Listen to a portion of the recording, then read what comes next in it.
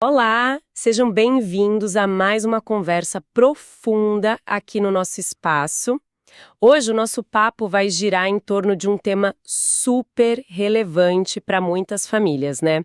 Como é que a gente pode, assim, cultivar a espiritualidade, essa conexão mais genuína com Deus no coração das crianças? E para guiar nossa conversa, a gente vai mergulhar nas ideias de um material bem prático, um guia chamado O Poder das Palavras, Conexão de Corações. Ele foi pensado justamente para dar uma força para pais e mães nessa missão que, vamos combinar, não é simples. A grande sacada desse material, sabe, a ideia central que ele traz, é que ensinar sobre Deus não precisa ser visto como, sei lá, uma obrigação, mas sim como um presente mesmo. Um presente super valioso que ajuda a molecada a construir um alicerce espiritual forte. E isso é ainda mais importante hoje, né? Com tanta informação, tanta influência vindo de todo lado. O guia até menciona uns benefícios bem concretos, tipo crianças que desenvolvem mais empatia, sabe, mais resiliência quando tem essa base espiritual. Faz até uma conexão rápida com os estudos que falam sobre fé e um senso maior de propósito na vida. Então a nossa missão aqui hoje é basicamente tirar o néctar desse material, sabe? Pegar as estratégias, as ideias mais bacanas para quem está buscando um jeito prático de guiar os pequenos nesse caminho espiritual. Bom, vamos lá? Vamos desempacotar isso juntos. Com certeza. E olha, o que me chamou a atenção logo de cara, assim, foi como o guia coloca essa conexão espiritual não como um acessório, sabe? Mas como parte fundamental do desenvolvimento saudável da criança. Não é um extra, mas algo integral mesmo. E segundo o que eles dizem lá, essa relação com Deus fortalece não só a criança individualmente, mas também, olha que interessante, fortalece os laços dentro da própria família. O mais fascinante para mim é justamente essa visão, sabe? A espiritualidade costurando, fortalecendo o vínculo familiar. E isso reforça uma coisa que a gente sabe, mas é sempre bom lembrar. Os pais são os primeiros educadores espirituais, talvez os mais importantes. E nesse papel, o exemplo vivo, sabe? Aquela fé que se vê no dia a dia, nas pequenas coisas, isso fala muito mais alto do que qualquer sermão, qualquer ensino formal. A prática, né? Totalmente. E esse ponto do exemplo? Nossa, aí a conversa fica interessante mesmo, né? O guia foca bastante nisso. É como você falou, as crianças são tipo esponjas, né? Observam tudo. A forma como os pais lidam com a fé, com as dificuldades, os valores que eles mostram. O guia até cita uma pesquisa importante, acho que é a National Study of Youth and Religion, que mostra uma ligação bem clara, sabe? Entre as práticas de fé dos pais e a chance dos filhos continuarem firmes na fé quando adultos. O impacto é real. Exato. E o ponto-chave que o material traz é a autenticidade. Isso é crucial. Não é para fingir uma perfeição que não existe, né? Isso nem ajudaria. Pelo contrário. A ideia é os pais mostrarem a própria caminhada, com as dúvidas, as lutas e como eles buscam a Deus justamente nesses momentos. É mostrar que a fé é algo vivo, real, que faz parte da vida com tudo que ela tem. Faz todo sentido, porque se a fé parece algo só para a igreja ou só para momentos específicos, a criança não vai conseguir trazer isso para o dia a dia dela, né? Não vai mesmo. Mas aí vem a pergunta, né? Como fazer isso na prática? Como ser autêntico sem parecer que está forçando a barra, sabe? Olha, o guia é bem pé no chão quanto a isso. Ele dá umas sugestões bem concretas para integrar a espiritualidade na rotina, mas de um jeito leve, natural. Não é para ser mais uma tarefa na lista de afazeres, entende? É para fluir com a vida da família. Por exemplo, a oração. A sugestão é ensinar a oração como um diálogo com Deus. Uma conversa simples, sabe? Sincera. Pode ser um minutinho antes de ir para a escola pedindo ajuda para a prova ou, sei lá, proteção. Ou na hora de dormir, agradecer pelo dia, contar alguma preocupação. O foco é na relação, não em palavras difíceis ou postura rígida. Entendi. Menos formalidade e mais coração aberto, né? Exatamente isso. E outra prática que eles sugerem que eu acho ótima é a da gratidão diária. Tipo, reservar um momentinho, pode ser no jantar ou antes de dormir mesmo, para cada um da família falar rapidinho 2 ou 3 coisas pelas quais é grato naquele dia. Ah, que legal. É simples, mas treina o olhar, sabe? Ajuda todo mundo a perceber as coisas boas, a presença de Deus nas pequenas coisas do cotidiano. E tem também a ideia do diário espiritual, bem interessante. Diário espiritual, como funciona isso? É um caderno simples mesmo. A criança pode usar para desenhar, escrever, colar figuras, qualquer coisa que represente as experiências dela com Deus. As orações, as perguntas que surgem, sabe? E a sugestão do guia é que os pais reservem um tempo, talvez uma vez por semana, para folhear esse diário junto com a criança. Conversar sobre o que ela registrou ali, como ela sentiu Deus perto, o que ela aprendeu. Nossa, que ideia bacana. Parece que torna a jornada espiritual algo mais palpável, né? Visível. Exato. Tira do abstrato e traz para o concreto. Celebra o crescimento. Gostei muito disso. E tem mais alguma dica nessa linha de integrar na rotina? Tem sim. Uma última que vale a pena comentar é a criação de um altar familiar. Altar? Mas como assim algo complicado? Não, nada disso. A ideia é ser algo bem simples. Pode ser uma prateleira num canto da sala, uma mesinha, com uma Bíblia, talvez uma vela, um símbolo que seja importante para a família. O objetivo é ter um espaço físico que funcione como um lembrete visual, sabe? Da importância da fé naquela casa. E também como um ponto de encontro para um momento rápido de oração em família ou para ler um trecho da Bíblia juntos. Um ponto de referência, né? Isso, um marco visual. E o argumento do guia é forte. São essas pequenas sementes, o exemplo autêntico dos pais e essas práticas que se misturam com a rotina, que vão criando raízes fortes, que vão sustentar a criança ao longo da vida. Faz muito sentido. Essas práticas do dia a dia parecem construir a base mesmo. E aí, imagino que o guia avance para outras ferramentas, né? Como a própria Bíblia, a oração de forma mais estruturada, talvez. Exatamente, mas com um olhar diferente, como você mesma intuiu. O guia tenta tirar aquele peso, sabe? Aquela imagem da Bíblia como um livro antigo, difícil, cheio de regras. Ah, que bom! Porque às vezes essa é a imagem que fica, né? Pois é, e a proposta deles é apresentar a Bíblia como uma ferramenta viva de amor. Olha que bonito isso. Nossa, muda tudo. Muda. Não é um manual empoeirado, mas uma fonte onde a gente encontra o amor de Deus, encontra sabedoria para viver. E essa visão transforma completamente o jeito de levar as Escrituras para as crianças. A ênfase toda é em tornar as histórias bíblicas acessíveis e principalmente envolventes. Tá, mas como fazer isso na prática? Porque, né, vamos ser sinceros, algumas histórias podem parecer bem distantes da realidade de uma criança hoje. Com certeza. E aí o guia é bem criativo nas sugestões. Primeiro, claro, adaptar a linguagem. Mas ir além disso, usar muitos recursos visuais, livros com ilustrações legais, vídeos curtos, fantoches, até encenar as histórias, deixar as crianças serem os personagens. Ah, tipo um teatrinho? Isso. E fazer perguntas que conectem a história com a vida dela, sabe? Por exemplo, lê sobre Davi e Golias e pergunta: qual foi o gigante que você encarou essa semana? Como você pediu a ajuda de Deus? Ou, como você mencionou antes, usar a história do bom samaritano para conversar sobre como eles podem ajudar aquele colega que está meio sozinho no recreio.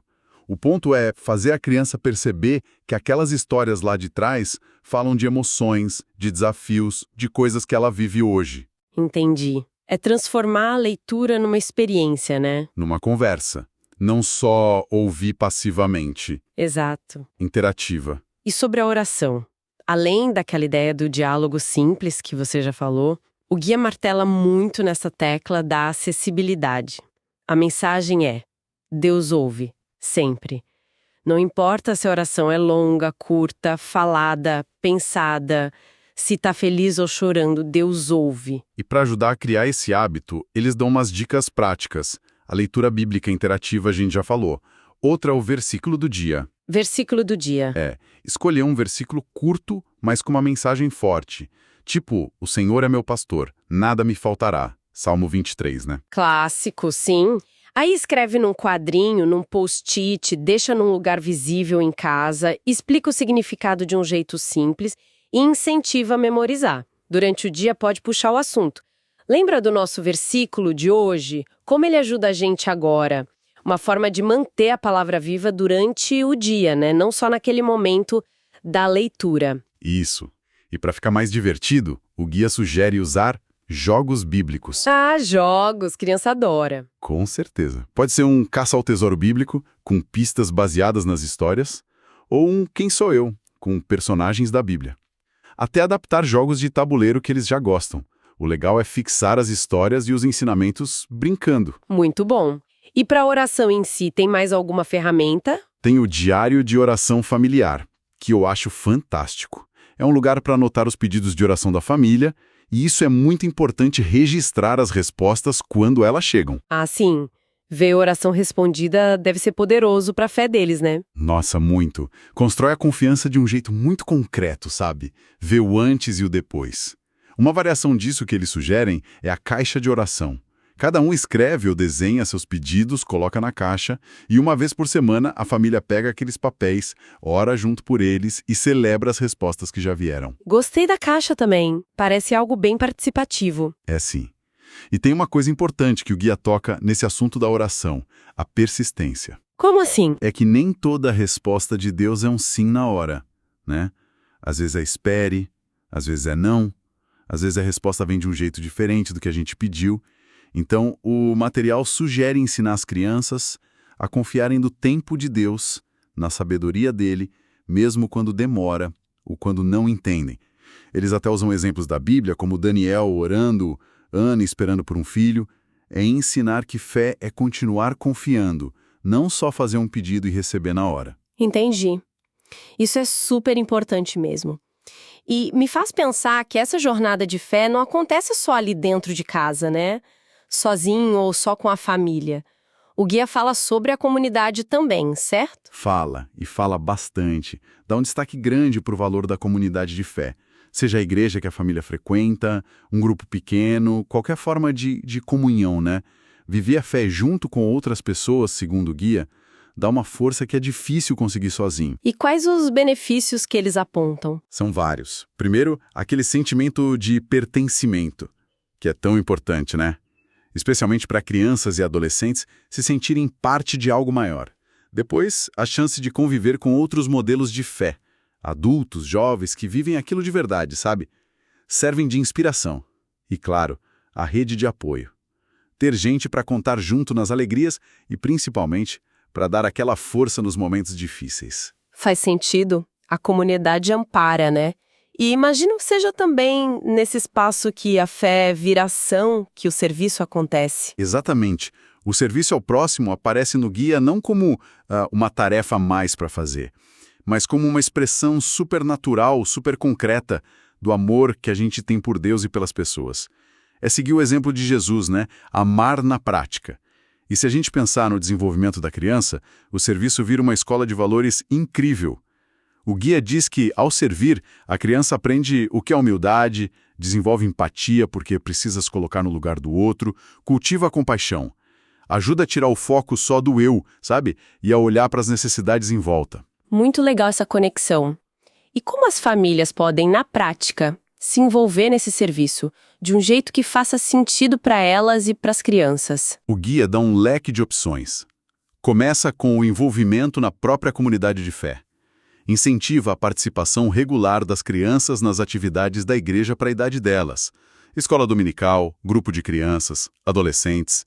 Ali elas aprendem e já começam a servir junto com os amigos. Mas vai além, propõe o projeto de serviço comunitário em família. A ideia é a família toda junta escolher um projeto e botar a mão na massa. Tipo o quê, por exemplo? Pode ser muita coisa. Organizar uma campanha para juntar alimentos ou agasalhos e doar para quem precisa. Visitar um asilo, um hospital, às vezes só levar uns cartões feitos pelas crianças. Bater um papo, dar atenção já faz uma diferença enorme. Ou participar de um mutirão na comunidade.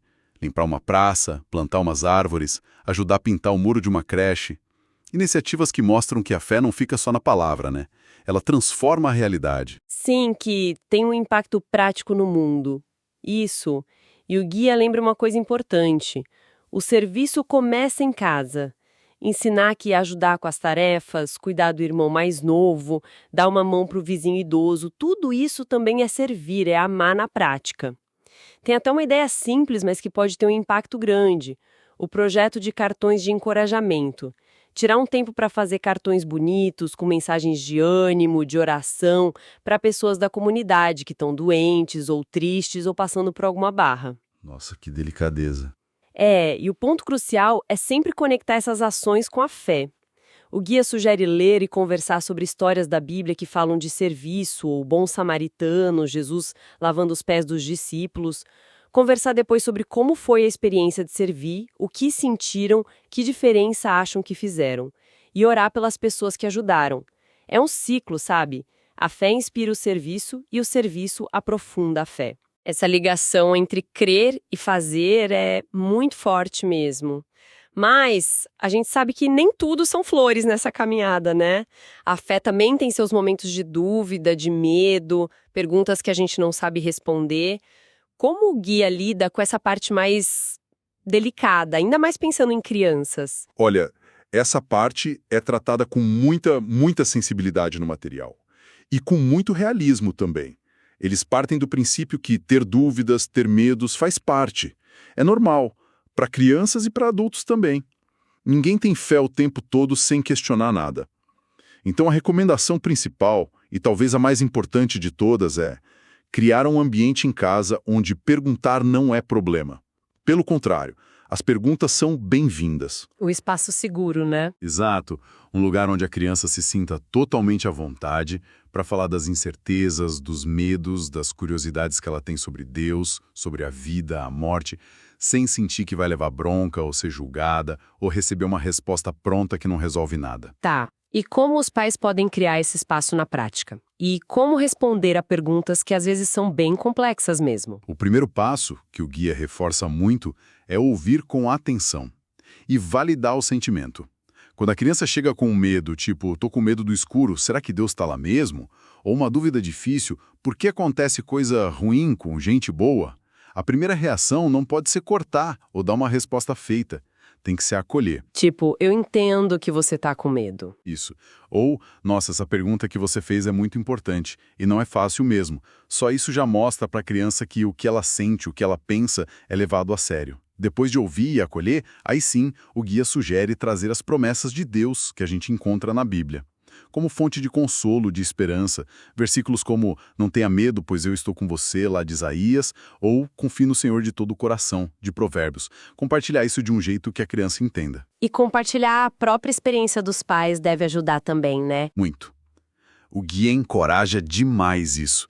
Os pais contarem, claro que de um jeito apropriado para a idade, momentos em que eles também tiveram dúvidas, sentiram medo, e como eles buscaram a Deus e encontraram ajuda, ou consolo, ou só força para continuar. Isso humaniza a fé, sabe? Mostra que ninguém ali é super-herói, que todo mundo está aprendendo.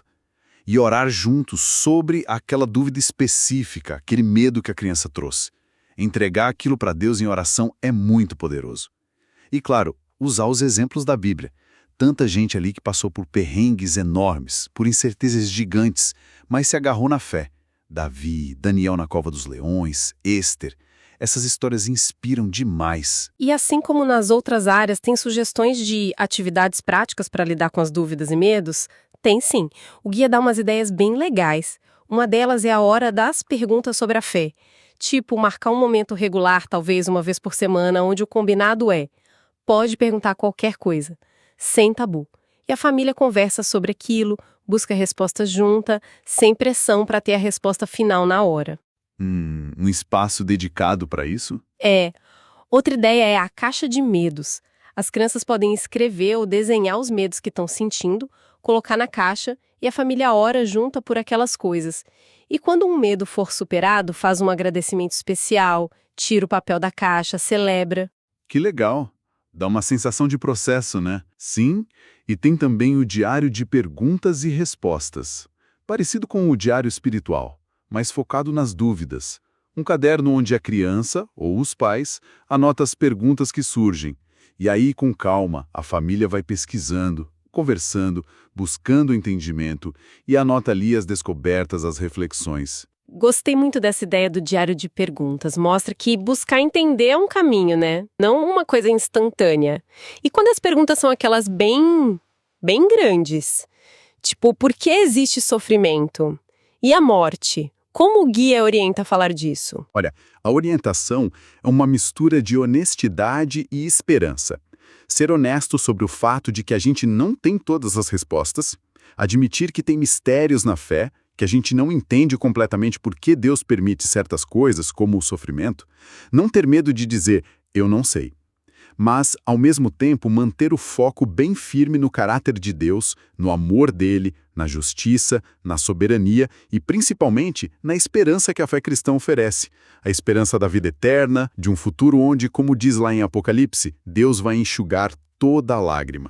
Equilibrar o mistério com a esperança, então. Exatamente. A recomendação é sempre responder com paciência, com humildade, aquele não sei, mas vamos buscar juntos, é super válido e muito valioso. E fazer dessa busca por respostas uma jornada da família toda. Isso fortalece os laços e a própria fé no processo. Nossa, quanta coisa! Cobrimos bastante terreno, mas sinto que as ideias se encaixam muito bem, né? De forma bem orgânica. Se a gente for recapitular rapidinho, falamos da importância gigante do exemplo dos pais, daquela autenticidade. Falamos sobre como costurar a fé na rotina do dia a dia de um jeito natural. Vimos como usar a Bíblia e a oração não como obrigação, mas como pontes mesmo para conectar com Deus. Falamos do papel essencial da comunidade, de viver a fé junto, e do serviço como a fé em ação. E, por fim, essa necessidade tão importante de acolher as dúvidas, os medos, com o coração aberto, com amor. Parece um mapa bem completo para essa jornada, né? É verdade. E eu acho que a mensagem que fica permeando todo o guia é que isso não é uma receita de bolo, sabe? Com garantia de que vai dar tudo certo no final. É mais um convite para embarcar numa jornada, uma jornada que é contínua, de aprendizado, de crescimento, tanto para os pais quanto para os filhos. Um compromisso que vai mudando, se aprofundando, conforme a família cresce e muda também. Então, pensando em tudo isso que a gente conversou, o que você diria que é a grande lição que a gente tira dessa exploração do guia? Eles estão fazendo muito mais do que só influenciar uma pessoa. Eles estão, na verdade, investindo pesado na formação da próxima geração. Estão construindo um legado espiritual, sabe? Algo que pode continuar ecoando por muito, muito tempo. É um trabalho com um significado imenso. E talvez, para a gente fechar, um pensamento para ficar aí martelando um pouquinho, é pensar em como essas pequenas coisas, sabe? Essas sementes que são plantadas todo dia, com consistência. A oração baixinha ao pé da cama, a história da Bíblia contada com carinho, aquele projeto de ajudar alguém que a família fez junta, a dúvida que foi ouvida sem julgamento. Como tudo isso, somado ao longo dos anos, pode acabar formando aquela bússola interna, sabe? Aquele norte seguro que pode guiar alguém pelas tempestades e pelas encruzilhadas que a vida inevitavelmente traz, mantendo essa pessoa conectada com aquilo que dá força, que dá propósito. É algo para a gente pensar, né?